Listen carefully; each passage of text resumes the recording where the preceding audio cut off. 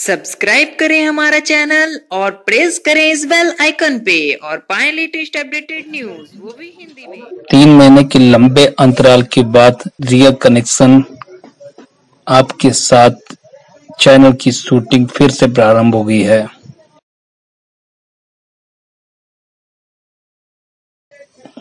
Shooting में आने वाले प्रत्येक गेस्ट के हाथों को सैनिटाइज किया जा रहा है।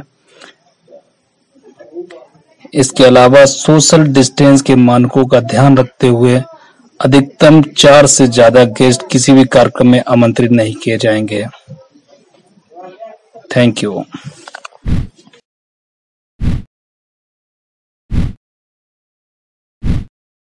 नमस्कार, जय भारत। एक लंबे अंतराल के बाद मैं गौरव त्रिपाठी आप सबके बीच। दोस्तों, जैसा कि हम सब देख रहे हैं, लगभग 3 महीने से लॉकडाउन चल रहा है देश में, और बल्कि अब जब ये वीडियो शूट हो रहा है तो लॉकडाउन तो ख़त्म हो चुका है, अब अनलॉक स्टार्ट हो गया है। बहुत सी देश की व्यवस्थाएं बेपटरी हो चुकी थी, धीमे धीमे पटरी पे आ रही हैं, लेकिन इन सब के बीच एक महत्वपूर्ण व्यवस्था है शिक्षा, वो आज भी पटरी पे नहीं आ पा रही है। और जैसा कि अभी सुनने में आ रहा है कि हाँ, आने वाले समय में भी जल्दी विद्यालय, कोचिंग इंस्टीट्यूट नहीं खुल पाएंगे। ऐसे में बच्चों के भविष्य का क्या है और भविष्य निर्माता क्या कर रहे हैं, इसी विषय पे बात करने के लिए इस वीडियो में स्वागत करते हैं। सबसे पहले हम शशिकांत शुक्ला जी का, मिस्टर सुमित गुप्ता जी, आप दोनों लोग बेसिक शिक्षा विभाग से हैं और आपके इनोवेटिव आइडियाज़, थॉट्स, वैसे तो आप छिबरा मुँह में हैं कन्नौज डिस्ट्रिक्ट में, लेकिन आपके थॉट्स ऑल ओवर इंडिया और स्टेट लेवल पे कई जगह पे अपनाए जा रहे हैं। इन्हीं सब मुद्दों पे बात करेंगे आज इस वीडियो में। इस वीडियो को पूरा देखिएगा। अगर आप शिक्षा से जुड़े हुए व्यक्ति हैं तो निश्चित तौर पे हो सकता है आपको बहुत कुछ नया जानकारी मिल जाए। हम बात करेंगे इस वीडियो में शिक्षा व्यवस्था में जो बेसिक शिक्षा विभाग है, ये विशेषकर ऐसे मौके पे क्या कर पा रहा है बच्चों के लिए, जब प्राइवेट स्कूल्स तो तरह तरह के प्रैक्टिकल्स कर रहे हैं, ऑनलाइन एग्जाम, ऑनलाइन सिस्टम चल रहा है, बहुत चीज़ें हैं अलग अलग तरह से। सबसे पहले शुरुआत करते हैं हम शशिकांत जी आपसे। शशिकांत जी, बहुत बहुत स्वागत है आपका स्टूडियो में। आपसे सबसे पहले ये जानना चाहेंगे, इस लॉकडाउन के दौरान सबसे ज़्यादा, जैसे आर्थिक तौर पे तो बहुत नुकसान हुआ है देश में, अलग अलग व्यवसायों को देख रहे हैं, जॉब्स का देख रहे हैं, कई लोग बेरोजगार हो गए हैं। शिक्षा व्यवस्था पे ऐसा क्या, इसका क्या प्रभाव पड़ा है? निश्चित रूप से शिक्षा व्यवस्था पे इसका प्रभाव पड़ा है, बच्चों की शिक्षा पे प्रभाव पड़ा है। अगर हम बात करें अपने परिषदीय विद्यालयों की, तो इसमें बच्चे जो हमारे हैं वो ऑलरेडी उनकी शिक्षा बहुत ज़्यादा पिछड़ी रहती है, ऐसा माना जाता है। जो दूसरे स्कूल से, अगर हम प्राइवेट स्कूल से कंपेयर करें, तो अब ऐसे समय जब लॉकडाउन हो गया है, सुरक्षा को देखते हुए, उनके स्वास्थ्य को देखते हुए वो लोग बिल्कुल निकल नहीं सकते हैं और ऐसा चाहिए भी नहीं। तो ऐसे में निश्चित रूप से शिक्षा व्यवस्था तो प्रभावित हो ही रही है। ऐसे में हमें देखना है कि हम लोग क्या और बेहतर कर सकते हैं ताकि बच्चे अपने आप के स्वास्थ्य सुरक्षित रखते हुए ही शिक्षा प्राप्त कर सकें। सुमित जी, अप्रैल से ही नया सेशन स्टार्ट होता है और आदि मार्च से ये लॉकडाउन हो गया था, बच्चों की एग्जाम्स भी पूरे नहीं हो पाए थे। क्या लग रहा है कि बच्चों के लिए क्या रहा है, बच्चों की मनोदशा पे क्या असर डालेगा ये चीज़, बिना पढ़े ही पास हो रहे हैं या स्कूल नहीं जा पा रहे हैं? जी, निश्चित तौर पर हमारे बच्चे इससे प्रभावित हैं और चूँकि वो ऐसे परिवेश से बिलोंग करते हैं जो हमारे ही सानिध्य में आकर वो शिक्षित होते हैं, उनके सामने तकनीकी तौर पे जो सुविधाएं जिनसे वो कुछ और भी पा सकते थे वो नहीं हैं। तो हम सबसे जो बच्चों की दूरियां बनी हैं वो बच्चों को निश्चित ही प्रभावित कर रही हैं, लेकिन हमारे तरफ से भी, हमारे विभाग की तरफ से भी इसके लिए पूरी तैयारी है। हमारे शिक्षकों ने तमाम प्रयास किए हैं बच्चों तक अपने एजुकेशन से, मतलब उनको दूरी बिल्कुल भी ना हो पाए और वो जुड़े रहें। इसके लिए तमाम व्हाट्सएप ग्रुप बनाए गए हैं, हमारे टीचर वीडियो बनाते हैं, अपलोड करते हैं, बच्चे अपनी तरफ से भी कुछ वर्क करके वो कापियों की फ़ोटो खींचते हैं और वो कापियाँ हम लोगों के पास आती हैं। मतलब विभाग प्रयासरत है कि बच्चे कनेक्ट बने रहे घर पे रह के। बिल्कुल, विभाग प्रयासरत है बच्चों के लिए, विभाग प्रयासरत है हमारे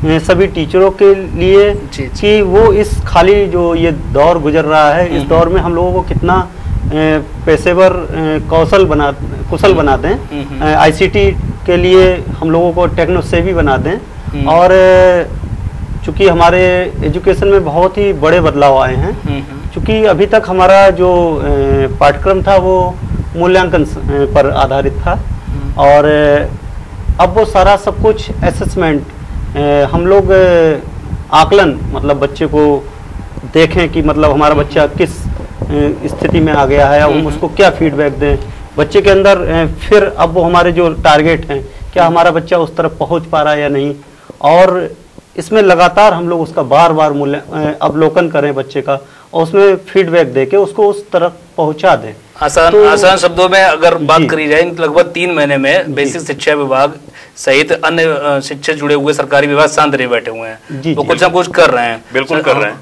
शशिकांत जी, अगर आप राज्य स्तर पे आपको कई पुरस्कार मिले, आप बल्कि दोनों ही लोगों के आइडियाज बराबर जा रहे हैं, और SCERT के साथ भी आपने काम किया है। वर्तमान प्रदेश पे हम बात करेंगे। पहले SCERT में आपका क्या रोल रहा है या आपने क्या भूमिका निभाई?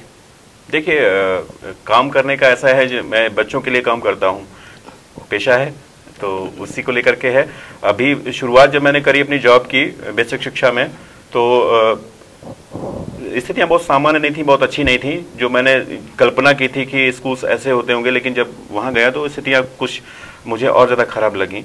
लेकिन फिर भी मन को मैंने हताश नहीं होने दिया, और मेरे पास लैपटॉप था, तो मैंने निजी अपना लैपटॉप ले जाकर के बच्चों को उससे थोड़ा सा सिखाने का प्रयास किया जाके।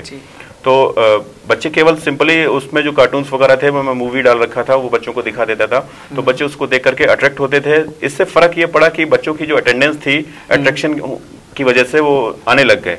कुछ बच्चे ऐसे होते थे जो केवल मिड डे मील खाया और निकल लिए, लेकिन जब एक कार्टून का लालच हो गया या एक मूवी का लालच हो गया कि चलो ठीक है कार्टून मूवी हमें देखने को मिलेगी, तो उस लालच में वो बच्चे वहाँ रुक जाते थे।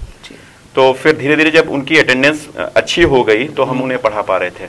अब बच्चे कह रहे थे सर अब आज आपने लैपटॉप नहीं दिखाया, तो रोज हम उन्हें मूवी नहीं दिखाने वाले थे। तो मैंने फिर किया यह कि कुछ एनिमेशन अपनी तरफ से तैयार किए, जो थोड़ा बहुत मुझे कंप्यूटर आता था, वो तैयार करके फिर मैंने वो बच्चों तक पहुंचाया, बच्चों को दिखाया। जो उनके चैप्टर्स थे उनके लेसन प्लान बना करके वो बच्चों को दिखाए। बच्चों को मजा आता था कि अरे वाह सर, ये तो वही है जो मेरी बुक में दिया गया है, बिल्कुल ये मछली है, ये तो इसमें चित्र में छपी है और आपकी मछली चल रही है।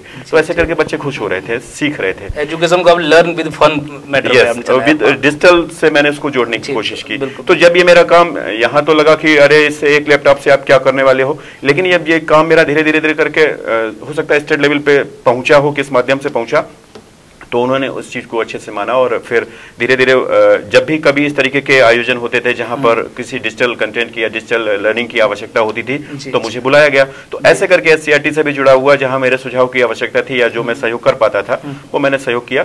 तो उसी सहयोग का एक रहा कि पूरे प्रदेश में आज मुझे ICT के लिए जाना जाता है, उसके लिए अवार्ड पुरस्कृत भी किया गया था। तो खुशी होती है ऐसा काम करके। नहीं, बिल्कुल। शिक्षा को आपने लर्न विद फन मैटर, मतलब बच्चों को आपने फन से जोड़ा और धीमे धीमे वो एजुकेशन की ओर आ गए, और बहुत अच्छा प्रैक्टिकल रहा दर्शकों को। हाँ बिल्कुल बिल्कुल, दर्शकों को जानकारी देना चाहें, आप दोनों ही लोग शिक्षा व्यवस्था कन्नौज के लिए कोई छोटा मोटा नाम नहीं है, आपके आइडियाज बराबर चल रहे हैं। सुमित जी, आप भी अब एक छोटे से गाँव में पहुंचे हैं पढ़ाने के लिए, आपकी पोस्टिंग काफी रूरल एरिया है वो, आपका क्या एक्सपीरियंस रहा जब आप पहुंचे वहाँ पे? कई बार हम लोग देखिए, आपके भी इनोवेटिव आइडियाज बहुत से हैं, आपके द्वारा एक बच्चों को सबसे अच्छी रीयूज आप स्वयं बताइए अपने बारे में। जी, मैं सबसे पहले तो बताना चाहूँगा, मेरी पहली पोस्टिंग जनपद प्रतापगढ़ में हुई थी, तो मन में काफ़ी एक उत्साह था कि हम जब विद्यालयों में जाएंगे तो ये करेंगे, ऐसा कुछ करेंगे, काफ़ी बदलाव लाएंगे और बच्चे को इस स्तर तक ले जाएंगे। लेकिन जब हम गए तो बच्चों की कई समस्याओं को हमने देखा, जैसे वो आर्थिक उनके पिछड़ेपन से जुड़ी हुई थी, या उनके परिवेश से जुड़ी हुई थी, या कई बार हम बच्चे को शायद समझ नहीं पाते हैं। तो बच्चे को समझना बहुत मुश्किल होता है। तो इन सब चीज़ों को जब इन पे चिंतन किया, मनन किया, तो काफ़ी चीज़ें जो मेरे द्वारा डेवलप हुई वो सामने आई, और उससे बच्चों को लाभ मिला। जैसे तमाम TLM, चूँकि जब हम लोग पढ़ते थे तो सब कुछ सामान्य था, शायद लोगों की एक ख्वाहिश होती थी साइकिल हो जाए, एक बहुत बड़ी बात है। टेलीविज़न वगैरह का उतना दौर नहीं था, और कुछ धारावाहिकों को देखने की परमिशन होती थी खास, और बच्चे के सामने ब्रेकर नहीं थे। बच्चा आज के दौर में वो बहुत आकर्षित हो रहा है, उसके सामने बहुत अच्छी अच्छी चीज़ें हैं, काफ़ी एनिमेटेड वीडियोज हैं, काफ़ी चीज़ें जो उसको आकर्षक लगती हैं, वो उनकी तरफ अट्रैक्ट होता है। ये ब्रेकर हैं। ये ब्रेकर इसलिए हैं क्योंकि बच्चे का मन, बच्चा नहीं जानता मेरे लिए क्या हितकर है क्या नहीं हितकर है, वो तो उसको जो अच्छा लगेगा वो करेगा। तो ऐसे में मुझे ज़रूरत पड़ी कि मैं अपनी एजुकेशन को भी इसमें बदलाव लाऊं, तरीकों में अपनी टेक्निक्स को बदलूं और बच्चे के लिए इसको और अधिक रोचक बनाऊं। तो जैसे हमारे यहाँ काफ़ी बड़ा कोई अमाउंट नहीं होता है और प्राइवेट स्कूलों की तरह हमारे लोगों के पास, बच्चों के पास काफ़ी वो संपन्न नहीं होते हैं। तो ऐसे में जो चीज़ें थी वो ज़्यादातर मैंने उनका चुनाव किया जो बेकार चीज़ें थीं, और उन बेकार चीज़ों को फिर से यूज में कैसे लाएं और लागत को कैसे कम करें और अधिक उसका आउटपुट कैसे अच्छा हो। सीमित संसाधनों में आपने विद्यालय में शिक्षा देने का प्रयास किया। बिल्कुल। और मुझे बताते हुए खुशी हो रही है, इन सभी आइडियाज़ को यूनिसेफ के द्वारा young peoples agenda for young change makers program Sitapur में काफ़ी बड़ा इवेंट था और मुझे बुलाया गया और वो जेंडर इक्विटी पे था। तो मैंने काफ़ी दिन उस पर विचार किया, मैं क्या करूं, मुझे जिस खास अवसर के लिए बुलाया गया ऐसा क्या हो जो मैं उसके बराबर अपना वो दे सकूं। तो उसमें टूटती बेड़ियाँ, बेटी बचाओ बेटी पढ़ाओ के काफ़ी क्राफ्ट और ये मैडम मैरी क्यूरी की फैमिली भी, उसमें काफ़ी शिल्पों का डेवलपमेंट उसी दौरान हुआ और काफ़ी कुछ वहाँ पर स्टेट पर जो ऑफिसर्स थे उनको अच्छा लगा। यूनिसेफ ने आपके कार्यों का सराहा। आप दोनों ही ने अपनी लगन से अपने विद्यालय को 100% देने का प्रयास किया। जी। और कहीं ना कहीं से एक आपके कह सकते हैं वहाँ पे आपकी अपेक्षा नहीं होगी हम वहाँ पहुँचेंगे, ये आपको अचानक ही आपके काम का एक सम्मान यूनिसेफ या आपसे SCERT ने सीधा सीधा आपकी डिजिटल टेक्निक को देखते हुए लिया। आप दोनों ही बधाई के पात्र हैं जो छोटे से जगह से पोस्टिंग अपने कार्य, इसे बोल सकते हैं कि काम बोलता है। आपने जो भी कार्य किया है, यही उद्देश्य है कि हमको काम करना है, because we are taking money for our work, तो हमें काम करते रहना है। जी जी। लेकिन ये भी बात तय है कि अगर हम काम करते रहेंगे अपनी लगन के साथ में और अच्छा काम करेंगे तो उसे पहचान जरूर मिलेगी। बिल्कुल बिल्कुल। और अप्रिशिएट जरूर किया जाता है। शशिकांत जी, बस आपकी काम की बात पे आइए। वैसे शिक्षा विभाग के अध्यापकों पे बराबर कटाच चलते रहते हैं। इस लॉकडाउन में भी आप सभी ने देखा होगा, बराबर FB पाया कि सैलरी इनकी क्यों नहीं कट रही है। शायद हो सकता है पहली बार ऐसा हो रहा है मेरी नॉलेज में तो कि मई जून में अगर टीचर्स घर बैठा है तो सबसे ज्यादा आम जन के बहुत विशेष वर्ग को खल रहा होगा। क्या लगता है आपको, ये लोगों की मानसिकता क्यों आई जब आप लोग अच्छे से कार्य करें, डेडिकेटेड हैं तब? निश्चित रूप से देखिए, एक कहना चाहिए शायद हम लोग विश्वास नहीं पैदा कर पाए कुछ लोगों में। उसमें केवल कोई एक शिक्षक या कोई सरकारी शिक्षक या कोई ऐसा नहीं है कि केवल वही लोग इसके लिए जिम्मेदार हों। इसके लिए हो सकता है प्राइवेट स्कूल्स भी जिम्मेदार हों, जिन्होंने एक जो गुरु और शिष्य की परंपरा थी या जो एक विश्वास था, एक श्रद्धा थी, उसमें जो कमी आई है उसके लिए हो सकता है वो लोग भी जिम्मेदार हों। और ऐसा मतलब सरकारी को लेकर के और प्राइवेट जो भी है, एक अगर मैं शब्द इस्तेमाल करूं गुरु और शिष्य, तो उसमें कोई बंटवारा नहीं है कि प्राइवेट है या सरकारी है। अब क्या वजह रही, इस पे मंथन करने की आवश्यकता है कि जो विश्वास पैदा हुआ, ऐसे कटाक्ष किए जा रहे हैं गुरुओं पे, टीचर्स पे। आपको नहीं लगता आपके विभाग में भी कुछ लोग ऐसे हो सकते हैं जिनकी वजह से ऐसी मानसिकता बनी है? कुछ परिस्थितियां ऐसी हो सकती हैं, लेकिन ऐसा बहुतर ज्यादातर में ऐसा नहीं है। सभी लोग अपनी जिम्मेदारी समझ रहे हैं। खासतौर पर अगर हम बात करें इस लॉकडाउन के समय में, टीचर्स अपने आप से इनिशिएटिव ले रहे हैं, अपनी जिम्मेदारी को समझ रहे हैं।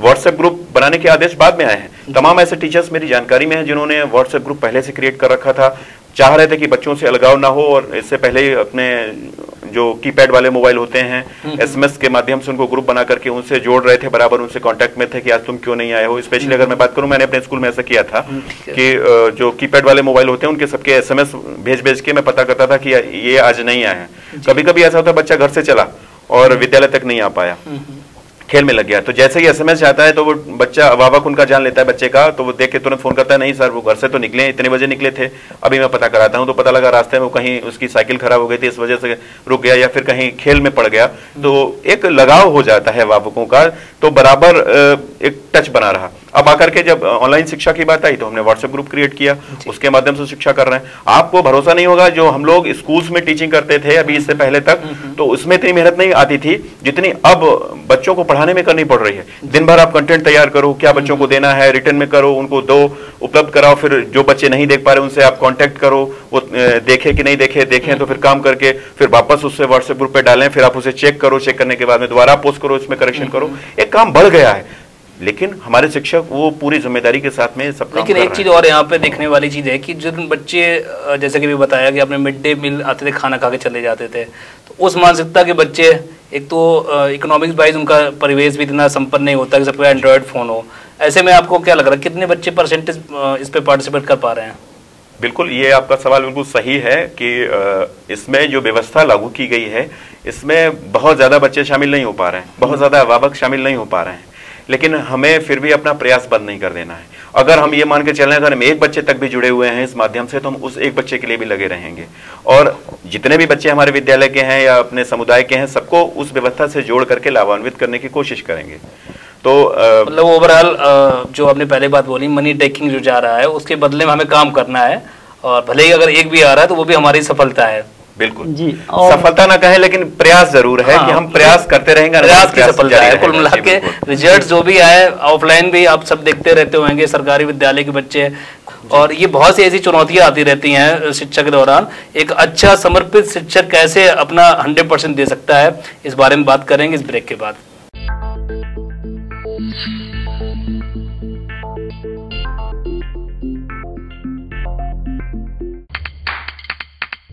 दीक्षा ऐप से कितना बड़ा परिवर्तन हुआ है। बुनियादी शिक्षा है उसको शुरुआत से ही मजबूत करके चल रहा है। संस्कृत उच्चारण, इंग्लिश का उच्चारण बच्चों ने सीखा है। प्राइवेट स्कूल से निकल करके हमारे विद्यालय में दाखिला करवा लिया है। पढ़ने में अब ज्यादा टाइम देते हैं। शैक्षणिक जो गुणात्मक सुधार है वो बच्चों में आ रहा है। हम लोग प्रयास कर रहे हैं कि सारे अध्यापक इसका उपयोग करें।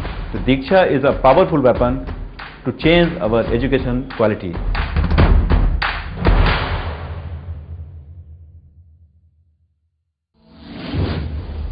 Audio Creations presents Automatic School Instructions Device.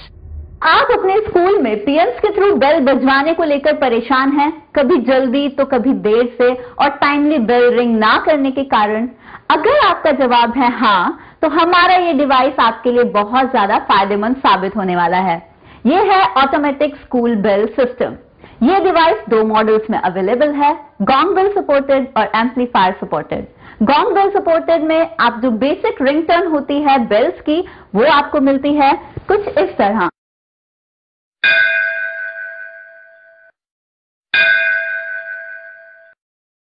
और सेकेंड डिवाइस है एम्पलीफायर सपोर्टेड, जिसमें आप अपने अकॉर्डिंग ऑडियोज को सेट कर सकते हैं। लाइक अगर लंच टाइम है तो आप कुछ इस तरह की ऑडियोज इसमें इनपुट कर सकते हैं। Now it's time for recess. Dear students, please wash your hands before having your lunch and keep silence during recess.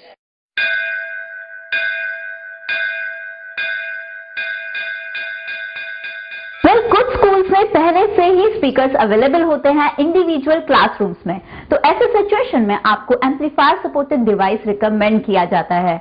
आपको इस डिवाइस में डिफरेंट टाइमिंग सेट करने का ऑप्शन भी मिलता है, जैसे स्कूल के टाइमिंग्स अलग होते हैं विंटर्स और समर्स में, और इसी के बीच आते हैं हमारे समर वेकेशंस और विंटर वेकेशंस, जब एक्स्ट्रा क्लासेस कंडक्ट किए जाते हैं, यूनिट टेस्ट कंडक्ट किए जाते हैं और होते हैं एग्जामिनेशंस। तो उन एग्जामिनेशंस और बाकी चीजों के अकॉर्डिंग आप इसके टाइमिंग्स को सेट कर सकते हैं, और ये डिवाइस पर्टिकुलरली उसी के अकॉर्डिंग फंक्शनिंग करता है। और हमारा डिवाइस कुछ इस तरीके से दिखता है, जिसमें आपको मिलती है एक LCD स्क्रीन और यहाँ कुछ नंबर कीज हैं। इस डिवाइस के LCD स्क्रीन में देखते हुए, इन नंबर कीज को यूज करते हुए आप अपने अलार्म्स के टाइमिंग्स को डिफरेंटली सेट कर सकते हैं। आप एम्पलीफायर सपोर्टेड सिस्टम को डिफरेंट जगहों पर यूज कर सकते हैं, जैसे big shopping complexes, mega marts, crowded markets और एग्जीबिशन एरियाज में फॉर प्री डिसाइडेड अनाउंसमेंट्स। ये एक बहुत ही हैंडी और सक्सेसफुल ऑटोमेटिक बेल सिस्टम है, जिसको लगवाने के बाद आप काफी हद तक रिलैक्स फील करने वाले हैं। तो आज ही अपने स्कूल, कॉलेजेस, मॉल्स और मार्ट्स में ये ऑटोमेटिक बेल सिस्टम लगवाएं और बिना बात की परेशानी से छुटकारा पाएं। और हमें कांटेक्ट करने के लिए कॉन्टैक्ट डिटेल्स आपके स्क्रीन पर हैं। Audio Creations presents Automatic School Instructions.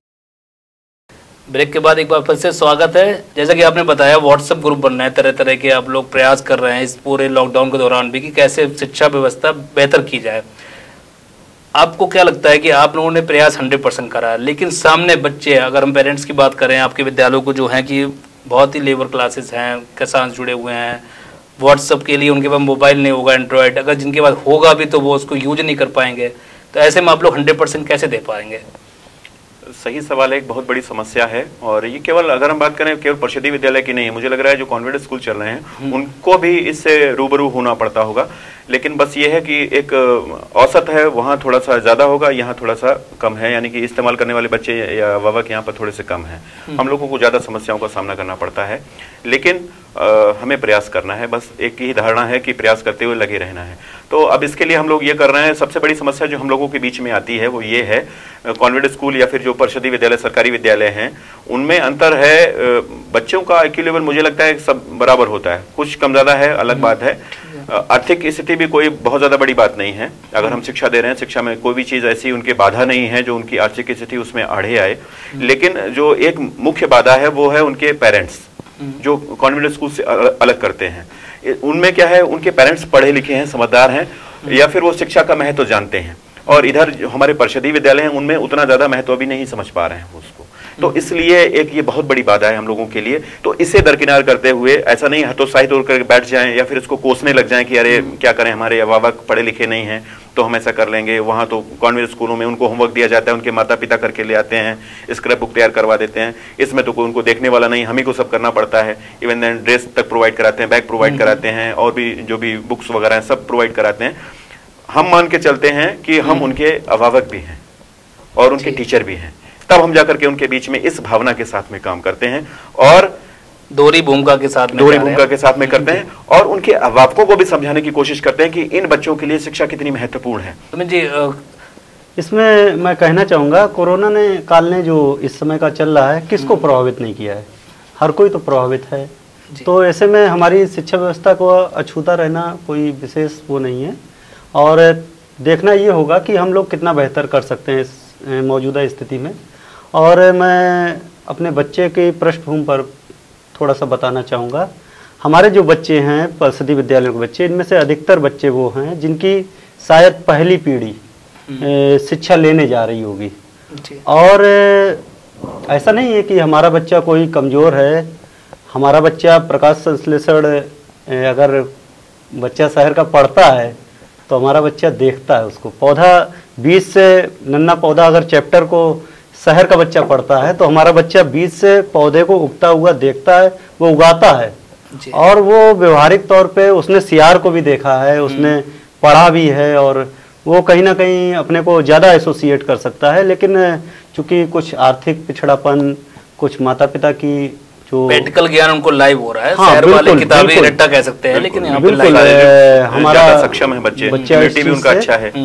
तो उसके एसोसिएशन में अगर देखा जाए तो कहीं ना कहीं, लेकिन वर्तमान में वो मायूस होकर बैठा है। मेरे सामने अक्सर ऐसी स्थिति आती है। अभी मैं फ़िलहाल बच्चों के, चूँकि हमारे यहाँ खाद्यान्न की ऐसी व्यवस्था की गई है कि 76 डेज का बच्चों को खाने का राशन और उसका पैसा बच्चे के अकाउंट में भेजा जाए, उसको वाउचर दे दिए जाएँ। तो संपर्क हुआ तो बच्चे बड़ा ही, जो हम लोगों ने व्हाट्सएप ग्रुप चलाए तो बहुत, जो पड़ोसियों के मोबाइल से हेल्प लेते थे तो सीधी सी बात आई, गुरुजी वो मोबाइल नहीं देते हैं गुरुजी, लेकिन बच्चे का मन है। और कहीं ना कहीं हम लोग इस चीज़ को सीख रहे हैं। और जो बच्चे इस टाइप से मोबाइल जिनको नहीं मिल पाते हैं उनसे हम लोग फ़ोन कॉल करते हैं थोड़ा थोड़ा अंतराल के बाद उनसे, चूँकि फ़ोन ऐसा कोई नहीं है जिसके पास फ़ोन ना हो, तो हम लोग उनको एक टारगेट देते हैं कि बेटा तुमको फला तारीख तक तेरे तक पहाड़े याद करके सुनाने हैं। तो बच्चे के दिमाग में सेट हो गया कि वो फला दिन गुरुजी का सर का फ़ोन आएगा, वो हमसे पूछेंगे। तो हम केवल और केवल ये इस दौर में बच्चे को एजुकेशन से जोड़े रहने पूरी तरह से पूरा विभाग लगा हुआ है कि बच्चा एजुकेशन से बिल्कुल ही विमुख ना हो जाए।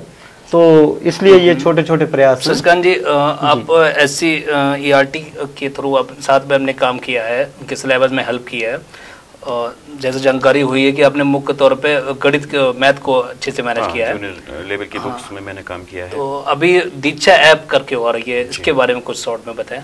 जी, दीक्षा एक पोर्टल है जिस पर कि डिजिटल कंटेंट उपलब्ध है बच्चों के लिए। अभिभावक भी देख करके समझा सकते हैं और टीचर्स भी उसमें देख सकते हैं, बच्चों को पढ़ा सकते हैं। इसके अलावा अपने प्रशिक्षण भी ले सकते हैं कि कैसे हम अपनी टीचिंग स्किल को डेवलप कर लें। ये सारी चीज़ें उस दीक्षा पोर्टल पर उपलब्ध हैं। तो इस दीक्षा पोर्टल पर मैंने काम किया हुआ है। बहुत साल पहले जब ये शुरुआत में लॉन्च हुआ था, लेकिन अभी इस समय इसकी आवश्यकता बढ़ गई है लॉकडाउन के समय, क्योंकि हम लोग जो नियमित कक्षाएं हैं वो संचालित नहीं हो पा रही हैं, तो ऐसे में आवश्यकता है ऑनलाइन क्लासेस की। तो उस समय, अब ऐसे समय में ये दीक्षा ऐप बहुत ज़्यादा कारगर साबित हो रहा है। हम लोग प्रयास कर रहे हैं कि जो भी बच्चे हैं उन तक दीक्षा ऐप को पहुंचाया जाए। उससे पहले सारे शिक्षकों के बीच में ये दीक्षा ऐप का प्रयोग किया जाना चाहिए, उनको उसका उपयोग पता हो, सारी चीज़ें। इसके लिए प्रशिक्षण भी दिए जा रहे हैं, इससे पहले भी दिए गए थे, और इसके अलावा अब हम लोग वेबिनार के माध्यम से एक दूसरे से जुड़ करके उनको बताने के प्रयास कर रहे हैं, और भी जो बारीकियां हैं शिक्षा की वो भी हम उनको बताने का प्रयास कर रहे हैं। स्टेट लेवल से एक्सपर्ट आ रहे हैं, नेशनल लेवल से एक्सपर्ट आ रहे हैं, जो कि टीचर्स के बीच में डिस्कशन कर रहे हैं जरूरी बिंदुओं पे कि हम कैसे करके सारा कुछ वेबिनार आप लोग व्हाट्सएप पे डिस्कसन कर रहे होंगे। व्हाट्सएप नहीं है, गूगल मीट है या फिर माइक्रोसॉफ्ट टीम्स है, या और भी जो टेलीनार है, कोई भी ऐप उन पे हम लोग बात कर लेते हैं। तो ऐसा करके मेरे ख्याल से आपकी बात बीच में काट रही है, ये जो आप लोग कर रहे हैं ग्रुप में, ये शायद पहली बार ही मंथन होगा जो दूर दूर बैठ के शिक्षा पे इतना गहन चर्चा कर रहे हैं आप लोग। जी जी बिल्कुल अभी तक ऐसी कभी परिस्थितियां नहीं आई। देखिए, जब परिस्थिति आ जाती है सामने कि ऐसा ही करना पड़ेगा और इसके अलावा अब और दूसरा कोई विकल्प नहीं है, तो हमें फिर उसी विकल्प पे तेजी के साथ में लग जाना पड़ता है। डार्विन का एक सिद्धांत था, उन्होंने दिया था कि वो पहले शुरुआत में जिराफ की गर्दन छोटी हुआ करती थी, अब इस समय में जिराफ की गर्दन लंबी है। वो लंबी कैसे हो गई कि झाड़ियां वहां की ऊंची थी, अगर उन्हें जीवित रहना था उस परिस्थिति में तो फिर धीरे धीरे करके उन्हें गर्दन लंबी करनी थी, वो झाड़ियों तक पहुंच के अपना पेट भरना था। जब उन्होंने ऐसा किया तो उनकी गर्दन लंबी हुई। वही सिद्धांत मैं सोच रहा हूँ यहाँ भी लागू होता है कि जैसे ही आपने बहुत सारी समस्याएं बताई और जो सही हैं कि हमारे अभिभावक जागरूक नहीं है शिक्षा के प्रति, उनके पास एंड्रॉइड मोबाइल नहीं है, उनके पास में नेटवर्क नहीं आता है गांव में, बहुत सारी समस्याएं हो सकती हैं, लेकिन हमें बराबर प्रयास करना है कि बच्चों के बीच तक वो शिक्षा जाती रहे। उसके लिए आवश्यक है कि हम लगातार प्रयास करते रहें। तो जैसी परिस्थिति आई है उसी स्तर के प्रयास भी हो रहे हैं। कह सकते हैं स्याही वाली कलम बुदक्का चलती थी, फिर हाँ पेंसिल आई, फिर निब पेन आया, धीमे धीमे डिजिटल होते आज बच्चे सीख रहे हैं। मैं बल्कि दीक्षा थोड़ा समय लगेगा लेकिन स्वीकारता इसमें भी आ जाएगी। जी, मैं बता दूं आपको, चूंकि हमारे जो शिक्षा महानिदेशक जी हैं श्री विजय किरण आनंद जी, उन्होंने एक दीक्षा पोर्टल के लिए एक वीडियो लॉन्च किया, उसमें उन्होंने अपना स्टेटमेंट दिया। उसके साथ में मेरा भी एक वीडियो फुटेज शामिल किया गया है जो पूरा स्टेट देख रहा है दीक्षा ऐप के प्रयोग को लेकर के, उसके प्रमोशन को लेकर के, कैसे उसको ज्यादा इस्तेमाल किया जाए। तो चल रहा है लोगों को जागरूक करने के लिए। हम लोग भी उन्हीं के आदेश से गाँव-गाँव में जा रहे हैं, अभिभावकों को भी बता रहे हैं कि आप इसको डाउनलोड कर लो, क्योंकि अभी हम लोगों के सामने बहुत ज्यादा विकल्प नहीं है। तो दीक्षा एक ऐसा पोर्टल है जिससे आसानी से बच्चे देख समझ सकते हैं, उनके अभिभावक भी उसमें मदद कर सकते हैं। तो टीचर्स को ट्रेन कर दिया हमने वेबिनार के माध्यम से, या और भी ट्रेनिंग्स हुई उनके माध्यम से। अब वो टीचर्स जा रहे हैं गांव-गांव में अपने, और खास बात यह है कि जो इस समय कोरोना महामारी चल रही है, इसमें सोशल डिस्टेंसिंग का विशेष ध्यान रख रहे हैं। जाते हैं, एक दो लोगों से अपने परिवार में गए, उनसे बात की, उनके बारे में समझाया, मोबाइल में दिखाया। और मेन बात यह है कि जागरूकता की कमी है। उनके पास में एंड्रॉइड मोबाइल तो हैं, लेकिन उन्हें पता नहीं है कि उन्हें किस ऐप से पढ़ाना है, किस तरीके से पढ़ाना है। व्हाट्सएप ग्रुप बना लिया, लेकिन वो चीजें जब उन्हें स्तर पे जाके बताएंगे तो ज्यादा। हाँ, ये परेशानी तो उन पेरेंट्स के बीच भी आ रही होगी जो किसी भी अच्छे कॉन्वेंट में बच्चों को पढ़ा रहे होंगे। बिल्कुल आ रही है, बिल्कुल आ रही है। तो अब शुरुआत सभी के लिए है, चूंकि हम लोग ये देख रहे हैं कि अभी फोकस तो चूंकि परिषद विद्यालयों से जुड़े हुए हैं, सरकारी विद्यालयों से जुड़े हुए हैं, इसलिए है। वरना जो लोग भी मेरे प्राइवेट स्कूल से जुड़े हुए हैं, अगर कोई सजेशन मांगते हैं, चूंकि तकनीकी रूप से थोड़ा सा मानते हैं कि थोड़ा ठीक कर लेता हूं मैं, तो अगर वो कोई सजेशन मांग रहे हैं कि मैं प्राइवेट स्कूल चला रहा हूं और इसमें क्या बेहतर हो सकता है, बताओ कैसे काम दिया जाए, तो मैंने उनको भी सुझाव दिया है कि आप इन चीजों का इस्तेमाल करते हुए बेहतर अपनी शिक्षा को कर सकते हो, बच्चों से ज्यादा जुड़ाव महसूस कर सकते हो। फिलहाल उम्मीद रखेंगे कि जिस प्रकार परिस्थितियां, जैसा कि बताया सर ने कि डार्विनवाद के सिद्धांत के थ्रू जिराफ की गर्दन लंबी हुई थी, ऐसे लैंडमार्कवाद कई एक ज्ञान हम लोग पढ़ते आए हैं। हो सकता है परिस्थिति बस आज के दौर में कोरोना काल हम लोगों के लिए, हमारे छोटे रूरल एरिया के लिए एक वरदान साबित हो, और जो डिजिटल इंडिया की बात होती रहती है भारत में, शायद ये एक प्रैक्टिकल पीरियड हो जाए और शायद कुछ भी लॉकडाउन खुले या एक परिवर्तन आए तो एक नए भारत की ओर हमारा ग्रामीण परिवेश भी या एक छोटा तबका भी जुड़ सके। हो सकता है ये सारी चीजें निकल कर इस एक कोरोना काल में वरदान के रूप में ही हो। बिल्कुल मैं ये जोड़ना चाहूँगा कि जब कोई विशेष परिस्थिति आती है तो कुछ ना कुछ लाभान्वित करती है। और इस समय जो भी, जैसे हमारे काफ़ी टीचर ICT का सेशन ले रहे हैं, तो जो कंटेंट वो अभी तक नॉर्मली टाइप करके देते थे या हाथ से लिखते थे, उसको और अट्रैक्टिव कैसे बनाया जाए और चूंकि इन फ्यूचर हम लोगों के यहाँ काफ़ी आईसीटी का प्रयोग होने वाला है, टेलीविज़न की बड़ी बड़ी स्क्रीन होंगी हमारे यहाँ। हमारे विद्यालयों की तस्वीरें आपको बदलती दिखेंगी, क्योंकि अभी ऑपरेशन कायाकल्प भी चल रहा है हमारे यहाँ। और एक 2022 में हम लोगों का हमारी बेसिक शिक्षा विभाग का एक लक्ष्य है, हमारे माननीय मुख्यमंत्री जी की परिकल्पना है कि 2022 में हम लोग घोषित कर देंगे एक मतलब प्रेरक प्रदेश हम घोषित करेंगे। उसका क्रम यह है, मैं थोड़ा सा आपको रोकते हुए अपनी बात रखना चाहूंगा यहाँ पर, इसी बात को, आपकी बात को समर्थन देते हुए कि हम लोग प्रयास कर रहे हैं कि पहले अपने ब्लॉक लेवल पर स्कूलों के बेहतर किया जाए। एक लक्ष्य निर्धारित किया गया है हर बच्चे के लिए कि इस उम्र के बच्चे को ये चीज जरूर आनी चाहिए, उसे हमने प्रेरणा लक्ष्य का नाम दिया है। तो हर बच्चे तक पहले हम लोग गोल अचीव कराएंगे, गोल तक पहुंचेंगे। इसके बाद में जब ये एक ब्लॉक के सारे स्कूल्स में ऐसी शिक्षा व्यवस्था मिल जाएगी, तो इसके अलावा ऊपर से ध्यान दिया जा रहा है हमारे प्रशासन की तरफ से, हमारे अधिकारी वगैरह, कि भौतिक जो भी संसाधन चाहिए होंगे आवश्यक मूलभूत, वो सारे के सारे विद्यालय में उपलब्ध कराए जाएं। ये इन सबके साथ में शिक्षा व्यवस्था को भी बेहतर किया जाए, और जब एक ब्लॉक इसमें संतृप्त हो जाएगा तो उसको प्रेरक ब्लॉक घोषित कर दिया जाएगा। ऐसे करके फिर उस जनपद के सारे ब्लॉक्स को प्रेरक ब्लॉक घोषित किया जाएगा। तो जब पूरा जनपद प्रेरक जनपद हो जाएगा, ऐसे करके पूरे स्टेट के जो 75 जनपद हैं उन सभी को प्रेरक जनपद बना करके पूरा प्रदेश प्रेरक प्रदेश बनाने की योजना है, और 2022 तक का लक्ष्य दिया गया है। जी जी बिल्कुल, प्रेरक प्रदेश बने हमारा। और शायद उन जो हम तरीकों से चल रहे थे, उन तरीकों से शायद उस लक्ष्य को पाने में थोड़ा सा मुश्किल होती, लेकिन अब जो हम लोग इस परिस्थिति में जो समय आया, अब क्या करें, ये जो समय यूटिलाइज हुआ है टेक्नोलॉजी के तालमेल में, ये हुआ कि इतना टाइम हो गया, कितने दिन आराम करेंगे, कुछ तो करना है। और हम लोगों ने फिर जैसे अभी हम लोग अपने को भी डेवलप कर रहे हैं। एक टीचर अपने को इम्प्रूव नहीं करेगा अगर, तो वो अपने बच्चे को नहीं समझ सकता। हम लोग जमाने के साथ कैसे चलें, तो उसके लिए हम लोगों ने टेक्नोलॉजी को जिस तरह से सीखना शुरू किया है, एनिमेशन को काफ़ी हम लोग स्लाइड बनाना, बच्चों के काफ़ी आकर्षक आई कार्ड वगैरह या जो भी हमारे डिजिटल कॉन्सेप्ट, डिजिटल सिलेबस पे आप बना रहे हैं, और एक्सेल सीट पे अपने सारे डाटा को कैसे कलेक्ट करें और कैसे अच्छे से उसको हम अपने टाइम की जो बचत कर सकते हैं बच्चे को, क्योंकि हम लोगों को अब लायबिलिटी जो मिलने वाली है वो हर बच्चे का एक निर्धारण है कि ये बच्चे को पहले बुक्स में होता था हम जानेंगे, अब बुक्स में है हमने जाना। तो जो हमने जाना वो गारंटेड है, थर्ड पार्टी असेसमेंट कराया जा सकता है। भाई हमने जाना, तो जाना के बाद भाई जब जान लिया तो फिर वो जान लिया, फिर वो बैक नहीं हो सकता। और उसको तीसरे ने अगर देखा वो मुझे उसको नहीं मिलता है तो फिर वो सवालिया निशान होते हैं।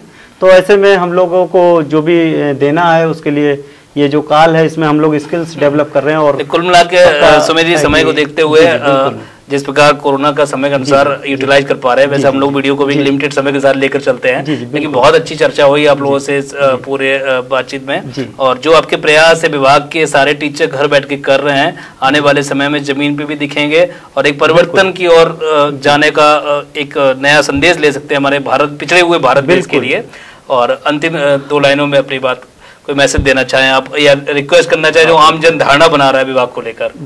बिल्कुल संक्षिप्त शब्दों में। बिल्कुल बिल्कुल ऐसा इस मंच के माध्यम से आप हम लोगों के माध्यम से ये बात समाज तक जरूर जानी चाहिए। इस कोरोना काल में बहुत कठिन समय है, हमें संयम से काम लेना है, और इस संयम को देखते हुए हम कितना बेहतर कर सकते हैं, बजाय इसके कि हम कटाक्ष करें, दूसरे की कमियां निकालने में समय व्यतीत करें, हम सोचें कि हम क्या बेहतर कर सकते हैं इस कठिन समय में भी।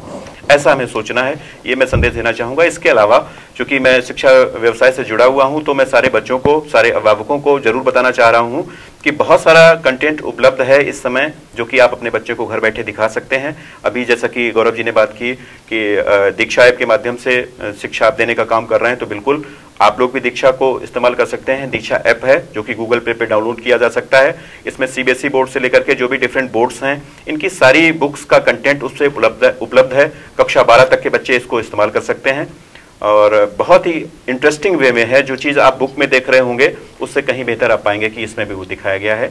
हो सकता है कि इससे ज़्यादा आपको और ज़्यादा समझ में आ जाए। इसके अलावा भी मैं आपको बताना चाहूँगा कि हमारी सरकार बराबर प्रयास कर रही है कि जो ऑनलाइन क्लासेस हैं, ऑनलाइन शिक्षा है, हर बच्चे तक सुलभ हो सके। तो दूरदर्शन पे भी बहुत सारे कार्यक्रम आ रहे हैं, अभी 11:30 बजे से आता है जो कि बच्चों की शिक्षा को लेकर के है, बच्चों को पढ़ाने को लेकर के है। इसके अलावा मानव संसाधन विकास मंत्रालय की तरफ से भी बहुत सारे चैनल्स चल रहे हैं जिन पे एजुकेशन से रिलेटेड हैं, जिन पे बच्चों की शिक्षा से संबंधित कंटेंट बराबर चलता रहता है। हम लोगों को ध्यान देना है, आप फ्री टू एयर हैं, आराम से उन चैनल को हम सेट करें और आराम से उन पे हम देख सकते हैं।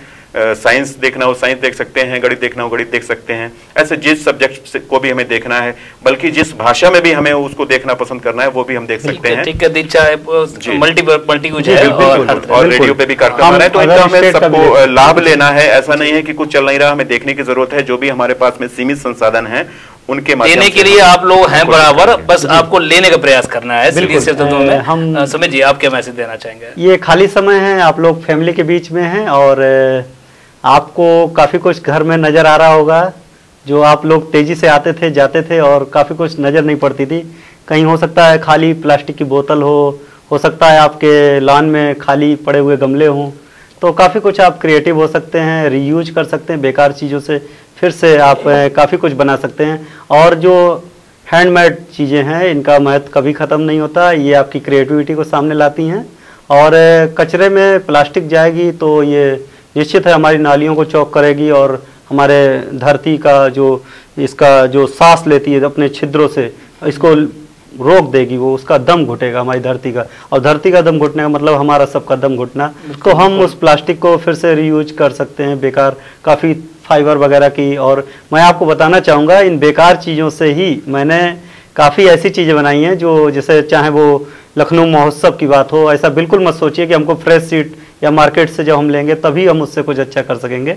काफ़ी कुछ ऐसा हो सकता है, बस आपको थोड़ा सा आगे बढ़ना है और काफ़ी कुछ आप कर सकते हैं। और बच्चों के बीच रहिए और आपस में जुड़ने का प्रयास करिए। अभी हाल में लॉकडाउन का सदुपयोग करें। बिल्कुल, जो अभी एक घटना हुई है सुशांत राजपूत जी के साथ जो हुआ है जो, तो कहीं ना कहीं ये एसोसिएशन कम हुआ, कुछ ना कुछ ऐसा हुआ, तो परिवार के बीच में आपको जुड़ने का मौका मिला है और ऐसा संबंधों का भी कहीं ना कहीं एक गर्म एक लॉकडाउन का इस्तेमाल आप मल्टी यूज करें। अगर आप पढ़ाई कर रहे हैं, दीक्षा ऐप के थ्रू पढ़ाई करें। हाँ। और अगर आपको लगता है कि आपका टाइम एक्स्ट्रा आ रहा है तो आप सुमित जी के दिए हुए सुझाव के साथ रीयूज करें, समय का सदुपयोग करें, परिवार को साथ दें, मास्क जरूर लगाएं, सोशल डिस्टेंस रखें, साथ ही साथ सैनिटाइजर का भी यूज करें समय के अनुसार। एक और मैं हमारे रियल कनेक्शन चैनल की परंपरा है कि हमारे आने वाले सभी गेस्ट को हम लोग बेस्ट विशेस देते हैं। उनके द्वारा किए गए समाज के सामाजिक कार्य, शैक्षिक कार्य जिस दिशा में वो कर रहे होते हैं अपना अमूल्य योगदान दे रहे हैं समाज को। और आप लोगों को भी बेस्ट विशेस के कार्ड देते हुए रियल कनेक्शन परिवार हार्दिक अभिनंदन करता है, धन्यवाद करता है और प्रसन्नता के साथ आपको बेस्ट विशेस देता है। वीडियो अच्छा लगा तो लाइक करें, कमेंट करें और ज़्यादा अच्छा लगा तो उसको शेयर करें। मिलते हैं किसी एक नए विषय के साथ में। और फिलहाल तो विषय रहेगा शिक्षा व्यवस्था। आने वाले टाइम में हम लोग मिलेंगे प्राइवेट शिक्षक के साथ में, उनकी परेशानी को जानेंगे, उनके प्रयासों को जानेंगे। तब तक के लिए बहुत बहुत धन्यवाद। नमस्कार।